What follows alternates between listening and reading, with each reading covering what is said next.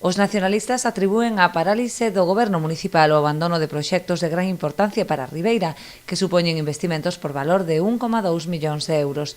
Entre eles sinalan a estación de autobuses. A anterior foi demolida en 2018 e a día de hoxe os usuarios só dispoñen dunhas marquesiñas sen que o proxecto da nova estación teña avisos de comezar, a pesar de ter consignados máis de 400.000 euros para a súa execución. A famosa estación de autobuses. Tantas veces publicitado o seu comenzo, tantas veces publicitado o seu diseño, tantas veces iba a comenzar, e os veciños e as veciñas seguimos tendo que coller autobús a intemperie. E isto non leva trazas de que vayan comenzar en un plazo pois medio, razoable, despois de que no 2018, a final de 2018, se derrubara a vella, e como sabedes o BNG xa alegara daquelas que non estaba ben derrubar a estación vella mentre non estuvera, polo menos, en construción, a nova.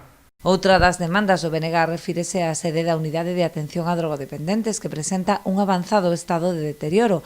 O proxecto de rehabilitación do inmoble conta cunha dotación orzamentaria de 420.000 euros, pero ata o momento non se realizou ningunha actuación. No mes de xuño, a Xunta de Goberno sacou a contratación da UA, a reforma da UA, a envolvente térmica, nos presentaron o proxecto, bonito, con un ascensor panorámico, todo o cambio da carpintería exterior, arreglo do tellado, en fin. No mes de xuño, en xullo, o Pleno do Concello aceptou a cesión do ISM do edificio para o Concello. Saliu a bombo platillo que se vai facer a obra, que ten unha subvención do Instituto Galego da Vivenda Solo, saliron uns dibuxos, uns esquemas nos xornais. A día de hoxe, 2021, non sabemos nada desa obra, nin ten visos de comenzarse.